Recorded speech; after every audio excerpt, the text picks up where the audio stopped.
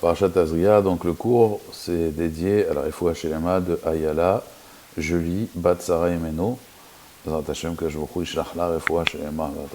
alors, Parashat Tazria, c'est marqué dans la Parashat, donc on parle, une femme va accoucher, elle va avoir un enfant, Behom Hashmini, Imol Bessar Orlato, le 8e jour, donc elle va faire la circoncision de son fils, enfin, il va faire la circoncision de son fils, Imol Bessar Orlato. Et pourquoi le 8e jour? Rabbi Shimon Bar Yochai nous dit, parce qu'à l'époque, Minatora, quand une femme accouchait, d'après la Torah, il n'y avait que 7 jours d'impureté. Et après, c'était ce qu'on appelle Dam Tohar, du sang pur. Aujourd'hui, on n'a plus ce minag-là. Mais à l'époque, au niveau de la Torah en tout cas, le 8e jour a été permise. Et donc, le 8e jour, c'était un jour de fête pour l'enfant. Il rentrait dans l'alliance. Et en même temps, ça devait être une simcha pour tout le monde et en même temps pour les parents. C'est pour ça qu'on faisait la Brit Mila le 8e jour. Maintenant, le problème dans la Brit Mila, ce qu'on va essayer de comprendre en fait, quel est le secret de la Brit Mila, c'est qu'on dit dans la bracha, on fait à la Mila, mais on dit aussi l'achniso bebrito shel Avraham Avinu alav shalom. On dit dans la bracha, le papa il doit dire shechianu, il doit dire l'achniso bebrito shel Avraham Avinu. Pourquoi le papa il fait cette bracha là, l'achniso bebrito shel Avraham Avinu? Quel rapport? On n'a pas vu dans Shabbat, par exemple on fait Shabbat, on ne dit pas Zecher Shabbat de Yaakov ou Shabbat de Moshe. Les tefillin, pareil. Toutes les mitzvot, on ne dit pas l'achniso bebrito shel Avraham Avinu. C'est juste dans la Brit Mila. Alors bien sûr, c'est Abraham qui a fait la première fois la Brit Mila. Mais on sait qu'Abraham, il n'a pas fait à 8 jours. C'est que Yitzhak, le premier, qui l'a fait à 8 jours. Donc pourquoi on dit dans la Brit Mila spécifiquement l'achniso bebrito shel Avraham Avinu? Alors pour comprendre ça, il y a une Gemara dans Maseret Choulin. La Gemara, elle dit qu'une fois, il y avait Rabbi Pinchas Ben Yair qui refusait à chaque fois d'être invité. Et Rabbeinu Akadosh, donc le Rabbi, c'est l'auteur des Mishnayot, Rabbi Yehuda Anassi, elle nous dit, la Gemara, il a eu le mérite de l'inviter chez lui. Alors il était très content, et il lui a dit en fait, quand il a vu qu'il était très content, Rabbi Pinchas Ben Yair, il a compris pourquoi Rabbi, il était content, parce que Rabbi, il a compris que Rabbi Pinchas Ben Yair ne va jamais chez les gens. Et alors Rabbi Pinchas Ben Yair, il a eu une phrase, et il lui a dit, Manasseh, Israël kedoshim em. Le peuple juif, ils sont kadosh. C'est-à-dire quoi, ils sont kadosh? Il y en a qui n'a pas pour inviter, mais il veut m'inviter. Mais comme il n'a pas d'argent pour m'inviter, mais il a l'envie de m'inviter, il a cette envie, mais il n'a pas. Alors je ne vais pas abuser de lui. Et il y en a un autre, il a les moyens, mais il n'a pas envie de m'inviter. D'accord? Alors, les maasés, comme ça, la Gemara, elle termine. Toi, soit tu demandes, mais si ça va bien la personne qui n'a pas d'argent et qui veut inviter, je comprends pourquoi Israël, Kedoshim, ils sont Kadosh. Mais celui qui dit, mais il y en a qui ont de l'argent, mais qui ne veulent pas m'inviter. Bah alors, s'ils ne veulent pas t'inviter, ils ne sont pas Kadosh. Toi, soit il explique, il dit non, ils ont l'argent, ils ne veulent pas inviter, mais ils invitent quand même parce qu'ils ont honte. Alors, une invitation comme ça, Rabbi Pinchas Ben Yair, il ne veut pas non plus. Donc ça veut dire, il y en a un qui veut inviter, mais il n'a pas les moyens, il dit, ne va pas te ruiner pour moi. L'autre, il n'a pas envie, seulement comme il a honte, alors il m'invite quand même. Mais il est quand même il invite. Alors Kedoshim aime. Mais la question, elle reste. Mais les deux, il manque quelque chose en réalité dans les deux. Un, il a la volonté, mais il n'y a pas l'action. L'autre, il a pas de volonté, mais il y a l'action. Il invite, mais on vous invite. Parce qu'il a honte, bon, personne n'invite, alors je l'invite, mais il n'a pas envie de vous inviter. L'action n'est pas complète. Comment on peut dire Israël Kedoshim aime? Et là, ça c'est un chidouche du Gdushat Alevi, le Rav Yitzhak Miberditchov, il dit un chidouche extraordinaire. Il dit qu'en réalité, on dit le principe suivant. Kol Israël Arivim Zebazé. Tout le peuple juif, il est garant l'un pour l'autre. Nous, on a l'impression que des fois, il y a des mitzvot que moi je ne peux pas faire. Alors l'autre personne, une autre personne va la faire à ma place. Kol Israël Arivim Zebazé. C'est pour cela d'ailleurs, c'est l'Yesod du Harizal. Il dit que quand on commence la tefila, on doit apprendre sur nous la mitzvah de Ve'aftal et Racha Kamocha. Quel rapport entre je prie Hachem et je prends sur moi, avant de faire la tefila, d'aimer mon prochain comme moi-même. Ve'aftal et Racha Kamocha. Là, l'idée, elle est comme ça. Au début de la tefila, on dit Leshem Yichud Kutsha Be'echo. Et quand on fait ce Leshem Yichud, ça veut dire avant de prier, il y a un texte qui s'appelle Leshem Yichud. C'est au nom du Yichud, de l'unité, du nom d'Akadosh Baruch Hu. On unit aussi, non seulement Akadosh Baruch Hu avec notre prière, bien sûr, mais on s'unit avec tout le peuple juif. Et pour s'unir avec le peuple juif, il faut l'aimer. Ve'aftal et Racha Kamocha. Donc, en faisant ça, qu'est-ce qui se passe? Il dit le Rabbi Tzarek Berditchov, qu'en réalité, on peut comprendre cette Gemara maintenant. Il y en a un, il veut faire l'action. Il veut inviter le Rav Pinchas Ben Yair. Mais il n'a pas les moyens. Mais il veut l'inviter. Alors Rabbi Pinchas, il dit, tu as envie, tu as la volonté, très bien. Cette volonté que tu as eue de m'inviter, des fois vous avez une volonté de faire une mitzvah, et vous ne pouvez pas la faire. Elle a marqué qu'Akadosh Baruch Hu, il est Mestaref Marshava Tova le Maaseh. Hachem, il associe la pensée à l'action. Donc j'ai envie de la faire, mais je n'ai pas réussi à la faire. Hachem, il considère comme si tu l'avais fait. D'accord. Mais c'est qui ilou. Maintenant, il y a un chidouche dans Yitzhak Berdichov, c'est que quelqu'un, il a envie d'inviter, mais il n'a pas les moyens. L'autre, il invite, mais il n'a pas envie. Kadosh Baruch Hu, il prend la pensée de celui qui n'a pas d'argent. Et il prend l'action de celui qui a de l'argent, mais qui a une mauvaise pensée. Et il associe les deux. Rabotai. Et grâce à ça, on arrive à quelque chose de kadosh. C'est pour cela qu'il dit Israël Kedoshim M. Ils sont kadosh. Parce qu'en vérité, celui qui a voulu m'inviter, mais qui n'avait pas les moyens, et celui qui m'a invité, mais qui n'avait pas envie, mais qui m'a invité, donc lui, il a fait l'action, et l'autre, il avait la pensée, Akadosh Baruch Hu, il associe l'action, la pensée d'un juif avec l'action d'un autre juif, et grâce à ça, on arrive à une shlemut, à quelque chose d'entier. Regardez la force du Ham Israël. On arrive à associer une pensée d'un juif, mais qui n'a pas fait l'action, avec une mitzvah d'un autre juif, alors qu'il n'avait pas une bonne pensée, mais il a fait l'action, et on arrive à faire un maaseh shalem, quelque chose de complet, d'entier, de kadosh, avec une action et une pensée. Et regardez comment ça va loin. Avraham Avinu, il a été prêt à faire la Brit Mila, alors qu'Avraham Avinu, il était vieux, il avait presque un siècle de vie, mais il était prêt à le faire. Il n'a pas fait à 8 jours. À 8 jours, un enfant, il ne le ressent pas trop. D'ailleurs, c'est ce qu'il avait dit, Ishmaël à Yitzhak. Il lui avait dit, toi, c'est facile, tu fais la Brit Mila à 8 jours, mais moi, je l'ai fait à 13 ans. Alors Yitzhak, il lui a dit oui. Mais si moi, Kadosh Baruch Hu, il me demandait de me sacrifier entièrement pour lui, alors je me sacrifierais. Et d'ailleurs, c'est ce qui a marqué. Et ce fut, après ces paroles-là, d'après une explication, c'est les paroles d'Ishmaël et Yitzhak. Hachem, il dit, tu veux te donner entièrement pour moi, alors on va te mettre à l'épreuve. D'après ça, l'épreuve d'Avraham, dans la Kedat Yitzhak, elle serait aussi pour Yitzhak. En tout cas, pourquoi l'achniso bebrito chez l'Avraham Avinu? Parce que Avraham Avinu, c'est le premier qui a fait la Brit Mila, c'est vrai. Mais la pensée d'Avraham, elle était très puissante. La pensée d'Avraham Avinu, c'était une pensée qu'il a un siècle et il est prêt à faire cette pensée-là, de tout donner pour Akadosh Baruch Hu, alors qu'il n'a pas encore d'enfant, alors qu'il est vieux et qu'il rêve d'avoir un enfant. Akadosh Baruch Hu lui demande de faire une opération à son âge. Et en plus, dans un membre que c'est le membre de la reproduction. Donc, Avraham Avinu ne se pose pas de questions. D'ailleurs, c'est ce qu'on dit, Keshev chez Nichnas la Brit, de la même façon qu'il rentre dans la Brit Mila, Kach Nichnas le Choupa ol Maasim Tovim. C'est-à-dire, de la même façon qu'il rentre dans la Brit Mila, sans poser de questions, il a 8 jours. Alors, de la même façon, il rentrera dans les mitzvot et dans le mariage, sans trop se poser de questions. Lat Mimut. On avait expliqué que Tam, c'est être entier avec Hachem, et le contraire de Tam, c'est Met, c'est la mort. En fait, nous, on doit être Tam. On doit vivre avec Hachem. Vatem adevekim b'Hachem, chaim kulchem ayom. Celui qui est collé avec Hachem, il a la vie. Le contraire, c'est il est Met. Donc c'est soit Tam, soit Met. À Kol Panim, Avraham Avinu, qu'est-ce qu'il a fait? Il a fait la Brit Mila sans se poser de questions. Donc sa pensée, la puissance d'Avraham Avinu, ça va accompagner toutes les Brit Milot. C'est vrai qu'un enfant, quand on lui fait la Brit Mila, il n'a pas vraiment de réflexion. On aurait pu dire, comme toutes les autres mitzvot, on va attendre l'âge de 13 ans. D'accord? Il y a plein de mitzvot qu'on attend, toutes les mitzvot, c'est à partir de 13 ans qu'on est chayav. Pourquoi on ne dit pas que la Brit Mila, on l'a fait à 13 ans? Non. L'achniso bebrito chez Avraham Avinu. Un enfant, comme il a besoin de se purifier, alors on n'attend pas. Au bout de 8 jours, on va le purifier. Ah, mais il manque la kavana, il manque la pensée, parce que cet enfant-là, il n'a pas encore de pensée, il y a juste l'action de la Brit Mila.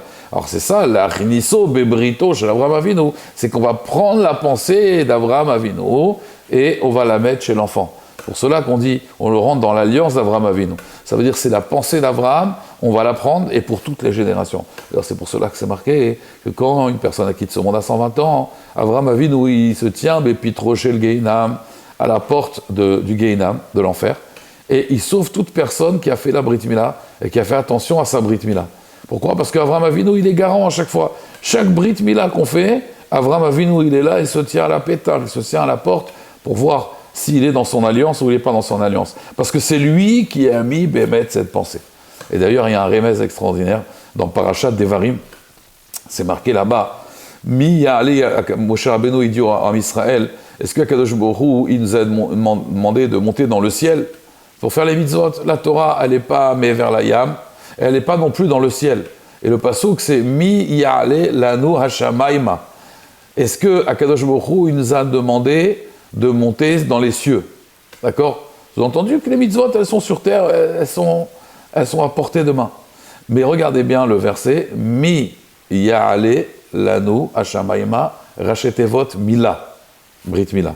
Et si vous regardez bien, donc Mi même, ya'ale yud, lanu lamed, hashamayma, et ça fait mila. Et si vous regardez bien, les sofetevot de ce verset, Mi, c'est yud.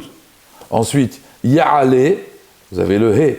Et ensuite, c'est lanu, vous avez le vav à la fin. Hashamayma, vous avez le he, ça fait yud kevavke. Vous avez la mila et vous avez yud kevavke. Donc l'idée en réalité c'est quoi? Mi yale lanu hashamayma, il faut des kavanot, il faut être bashamaim. Aval, c'est qui va vous faire monter bashamaim? C'est grâce au yud kevavke. Pourquoi? Parce qu'Avraham Avinu, lui, il va mettre le yud kevavke, il va mettre la pensée du Leshem Echoud. Et vous avez juste à faire la Brit Mila. Et c'est considéré comme si qu'on était monté Bashamaïma, puisqu'on a la pensée Bémet de Avraham Avinu. Donc ça, c'est un yesod extraordinaire. Maintenant, on va essayer d'aller encore plus loin. Mais comment on peut dire que la pensée d'Avraham va marcher sur une action d'un bébé? Comment on arrive à on va dire, le chidouche du Rav Yitzhak Berdichov, donc Dushat Alevi, il est magnifique, que la pensée et l'acte vont s'associer. Mais c'est quoi le yesod? C'est quoi le secret de ça, de cet enseignement? Alors en réalité, il est dans la suite. Dans la suite de la paracha, c'est marqué Adam, qui est beor besaro, seet ou sapachat ou baeret. Lorsqu'un homme, il va avoir dans sa chair, dans sa peau, seet ou sapachat ou baeret. Il va y avoir trois sortes de lèpre. Et donc les negatsarat, donc c'est une plaie. Et donc à ce moment-là, il faut aller voir le Aaron HaKohen ou un de ses enfants. Et le Kohen, il doit examiner la plaie. Alors pourquoi elles viennent ces plaies en général? Ces plaies, cette lèpre, en général, elle vient à cause du Lachon Hara, quand on parle mal d'une personne. Alors la question qui demande les commentateurs, c'est d'abord pourquoi chez les non-juifs, il n'y a pas cette idée-là? On n'a jamais vu que chez les non-juifs, un non-juif qui parle à un autre, il parle de la médisance, il va avoir de la lèpre. Ça, c'est que chez nous. C'est que chez nous où il y a cette lèpre-là. Pourquoi? En quoi le fait que je vais parler sur quelqu'un, ça va me faire de la lèpre? En quoi ça amène une maladie? Je vais parler du mal d'une personne. Allez, c'est pas pour le renvoyer. On va dire, c'est un Lachon Hara qui n'est pas méchant. Ça veut dire, je parle à un ami, entre nous, c'est pas son patron. Il va jamais marier ses enfants avec cette personne-là. C'est juste entre nous. On a envie de parler du mal d'une personne. Ça nous fait du bien. Kef. Pourquoi ça va pénaliser cette personne-là? Alors, pour comprendre ça, il faut comprendre, le Farshim les explique qu'en réalité, il y a une phrase qui est dans le Talmud, qui est rapportée dans le Talmud, qui nous a fait très mal parce qu'elle a été toujours très mal comprise. Une fois, il y a un curé qui a voulu nous faire du mal et qui a ramené une phrase dans un traité du Talmud où là-bas c'est marqué, bon, Masechet Avodah Zara, les machal, au début de Masechet Avodah Zara, c'est marqué Amar Rabbi Shimon Bar Yochai, Atem kruim Adam, ve'en umot haolam keruim Adam. Vous vous appelez, vous, Adam, mais les nations du monde ne s'appellent pas Adam. Donc ce curé a dit, donc les juifs se prennent pour la race supérieure. Ça veut dire, eux c'est Adam, vous êtes des hommes, il dit Rabbi Shimon Bar Yochai, puisqu'il y a marqué Adam dans la paracha, mais les goïms, les non-juifs ne s'appellent pas Adam. Et donc ça a été très mal compris, malheureusement, et donc il y a eu des accusations sur le peuple juif en disant, ils se prennent pour qui? Regardez, ils se prennent pour une race supérieure, vous vous appelez homme et les nations du monde ne s'appellent pas hommes. Et en réalité, qu'est-ce que ça veut dire? Et là, l'idée profonde, c'est quoi? Adam, vous savez que c'est au singulier, il n'y a pas de pluriel dans Adam. On n'a jamais vu Adam, il n'y a pas Adamim ou Adamot. Il n'y a pas. Adam, c'est Adam. En pluriel, c'est Anashim, les hommes. Mais Adam, ça n'existe pas, le pluriel de Adam. Et là, l'idée, c'est quoi? C'est qu'en fait, et ça, vous pouvez le voir dans le peuple juif à chaque fois, il y a une personne qui est en prison, je ne sais pas moi, en Turquie, il y a des juifs en Ukraine, il y a un tsar. Bien sûr, les non-juifs, ils font preuve de solidarité. Mais chez nous, c'est quand même quelque chose de différent. Il y a un juif qui est malade à l'hôpital, on ne le connaît pas, mais tout le monde entier, dans le peuple juif, on va passer une adresse de Télim, on va prier pour cette personne-là. On va prier pour cette personne parce qu'elle est malade. Allez, machal, il faut prier pour Ayala, Julie, Batsara. Tout le monde va prier pour elle. Je vous ai dit son nom, voilà, c'est bien de prier pour elle. Pourquoi hein? Pourquoi en réalité, ça va nous prendre tant à cœur? Pourquoi quand on sait qu'un juif, il a un problème, il ne sait pas où passer Shabbat, on ne le connaît pas, il n'est pas de la famille, il vient dans une synagogue, je ne sais pas où passer Shabbat, mais tout le monde va le prendre, va l'inviter à la maison. Est-ce que chez les non-juifs, ça arrive ça? Quelqu'un, il vient un week-end dans une ville, voilà, je ne sais pas où passer le week-end, est-ce que chacun va dire, venez chez moi, je vous invite? Il y a cette notion de Adam. C'est-à-dire qu'en réalité, quand on touche à un des béné Israël, on est tous en vérité, concerné par la chose. Et on ne comprend pas d'où ça vient. Parce qu'en réalité, tout ça, c'est une seule entité. C'est pour cela que la pensée d'un juif et l'action d'un autre juif, ils peuvent faire un. C'est pour ça qu'il y a marqué Adam. Et donc, quand un juif, il fait du lachon hara sur une personne, c'est tellement grave, c'est comme si, moi, maintenant, quelqu'un va parler sur ses enfants, ou il va parler sur lui-même. C'est quelque chose d'anormal. Normalement, il va parler sur les autres, il ne va pas parler sur ses enfants, il va pas... Quand on parle du lachon hara sur un autre juif, il faut savoir qu'on n'est qu'une seule entité en vérité. Le Zohar, il dit Israël, Torah, Kucha, Berechu, Chad'u. Il dit en réalité, le juif, la Torah et Akadosh Baruch Hu, c'est Chad'u. C'est une seule entité. Donc c'est pour cela qu'il y a marqué ici Adam au singulier. Et c'est pour cela qu'on peut comprendre maintenant, grâce à ça, le fait que Adam, que l'homme, pourquoi on l'appelle Adam? Parce qu'on est une seule entité. Donc c'est pour cela que quand on parle du lachon hara, le lachon hara est là pour diviser. Le colportage, il est là pour diviser en vérité la communauté. On te dit, attends, n'oublie pas que tu es Adam. Quand tu parles sur l'autre, tu parles sur toi-même. C'est pour cela que toi-même, tu vas avoir de la lèpre. Et pourquoi, quand maintenant je vais parler sur une personne qui n'est pas... Parce que tu es une seule entité. C'est pour cela qu'il y a marqué Adam et pas Kitié les Ish, Tsarad, Beor, Bessaro. Il n'y a pas marqué lorsqu'un homme aura. Lorsque un Ish, il y a marqué Adam. Parce qu'il n'y a pas de pluriel. On est une seule entité, on n'est que Adam. Et c'est pour cela que la pensée aussi, elle peut marcher, la pensée elle peut marcher pour l'action d'une autre personne. Et c'est pour ça qu'avant chaque tfila aussi, on fait le Shem Echad Kudsha Be'echu. C'est pour en vérité unir les âmes. Ça, c'est le Yesod, si vous voulez, c'est le secret de la smichut. Pourquoi on parle d'une personne qui va faire la Brit Mila, on va parler de la Brit Mila, et après on va parler du Lachon Hara. Les deux en réalité sont intimement liés. On est Adam, on est une seule entité.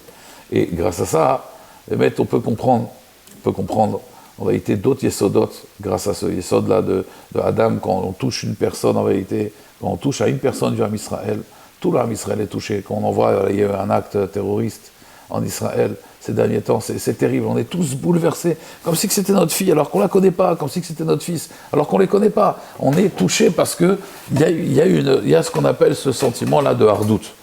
Et quand on arrivera tous à faire cette hardout-là, justement, à penser à chaque fois quand on fait une mitzvah, c'est important de penser, tiens, je fais cette mitzvah pour la hatzlacha du Ham Israël, pour la réussite du peuple juif. Il faut savoir que cette mitzvah-là, elle compte. Kol Israël a révisé basé. Le contraire, malheureusement. Quand il ne fait pas de mitzvot, alors ça entraîne aussi, malheureusement, des fois, ça peut entraîner des accusateurs, puisque un homme, il doit, Léolam y Adam, un homme, il doit sentir Ki'ilu kol ha'olam chetzio chayav chetzio zakai. Et d'ailleurs, regardez, dans la Gemara, c'est marqué, Léolam, à tout jamais, un homme, il doit penser, la Gemara dans la série de Kiddushin, un homme, il doit voir le monde comme si qu'il était chetzio chayav et chetzio zakai. Pourquoi on a dit encore une fois le même mot, Léolam y Adam? Adam, parce que Adam, c'est, en vérité, on dit qu'il y a Adam, Olam Malé. Un homme, c'est un Kol Hamatzi Nefesh Misraël qui loue ici Olam Malé. Mais on sait qu'un Adam, c'est Olam Katan. Marqué que Adam, c'est un monde, c'est un petit monde.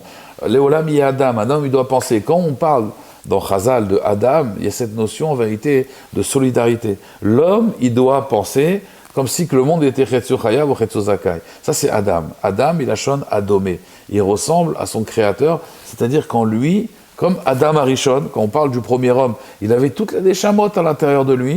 De la même façon, quand on parle de Adam, l'homme ne doit pas se sentir juste un particulier. Il doit comprendre que Adam, il est dans le klal, il est dans la communauté en fait, et que chaque personne, il est responsable de l'autre. Ça, c'est Adam. Alors, pour comprendre un peu plus, Rabotai, vous savez, on donne un machal extraordinaire. Il y avait une personne, une fois, il avait que des problèmes, que des tsarot, que des problèmes. Il avait des problèmes de shalom bayit, il avait des problèmes de couple, de la paix des ménages, il avait des problèmes de parnassa, il avait des problèmes d'habitat, il y avait une très mauvaise odeur chez lui, je ne sais pas si c'était l'humidité ou si c'était un problème de conduite des tuyaux. Il avait des problèmes avec ses voisins étaient très méchants. Il avait des problèmes, ses enfants à l'école, les élèves ne les aimaient pas trop. Il avait des problèmes pour marier ses filles, il avait des filles qu'il avait du mal à marier. Il avait vraiment tous les problèmes de la terre. Et en plus de ces problèmes, il y a poussé dans son dos une genre de tsarat, vous savez, une genre de lèpre comme ça le grattait, c'est des champignons grattés. Et le problème, c'est qu'il a tellement de chance, c'est que cet endroit où ça le grattait, c'était au milieu du dos. C'était même pas, on va dire, dans le bras, il aurait pu se gratter, c'était au milieu du dos, donc il n'arrivait pas à se gratter. Et toute la journée, comme ça le grattait. Alors des fois, il se frottait contre un mur. Ça lui faisait du bien sur sa chaise. Et toute la journée, comme ça le grattait.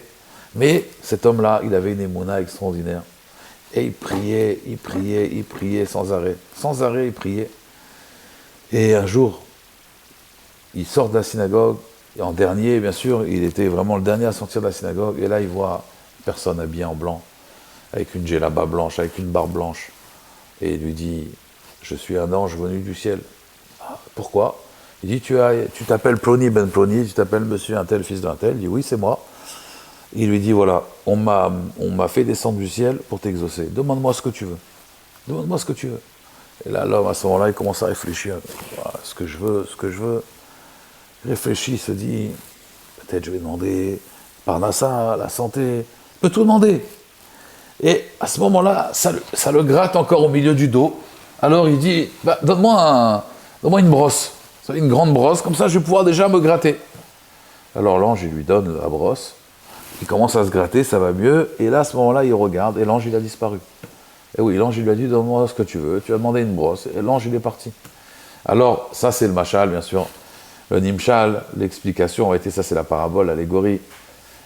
L'idée, c'est que des fois, en vérité, on oublie pour qui prier. Des fois, on prie pour ses problèmes personnels, des problèmes qui nous grattent toute la journée. Mais en réalité, si on était intelligent, on prierait pour le klal. D'ailleurs, regardez, la Hamida, elle est au pluriel. Refaenu, Barchenu, tout ça c'est au pluriel, c'est pas au singulier. En réalité, si on prierait pour que le Mashiach vienne, si on demanderait vraiment le Mashiach et la construction du Beth Amikdash, quand on arrive dans la Hamida à Bodé Yerushalayim, on va très rapidement. Alors qu'en réalité, si on prierait pour le klal, Kadosh Baruch Hu, si on était Adam, on sentirait qu'on prierait pour le Ham Israël, et la Géoula, elle serait chez les mains, elle serait complète, elle serait entière. Des fois, on a une Géoula, mais c'est Chelkit, même si quelqu'un maintenant, il a tout ce qu'il veut. Et ben voilà, il y a une guerre, il y a une troisième guerre mondiale qui arrive. Il y a encore peut-être le corona qui fait fureur en Chine. Il y a, même si quelqu'un, il a une Yeshua personnelle, mais s'il avait demandé la Yeshua pour tout le Ham Israël, alors lui-même, il aurait été, avec tout l'âme Israël, tous ses problèmes auraient été réglés. Le problème, c'est que l'homme, il vit de façon individuelle. Et tant qu'il vit de façon individuelle, il aura toujours des problèmes. Alors même si on va lui donner une brosse pour se gratter, mais il aura encore d'autres problèmes. Si un homme, il sait ne pas être égoïste, il sait être Adam. Adam, ça veut dire ressentir, en fait. Alors regardez ce qu'on arrive à faire. Une pensée, on arrive à l'associer avec une action. Comme avec Avraham Avinu. Dans la tsaraat, dans la lèpre, c'est parce qu'on parle sur l'autre, donc on n'est que dans son égocentrisme. Mais si un homme, il comprendrait qu'il faut prier pour les autres, alors il y aurait déjà une grande Yeshua dans le monde. Shem Izakenu, B'ezrat Hashem, qu'on devienne Adam, et pas Ish Prati, pas un homme personnel. Et là, Adam, Milachon, Adam qui est Kolel, qui comporte en lui en vérité toute cette ardoute magnifique qu'un homme peut transmettre aux autres. Men Kenny Ratson.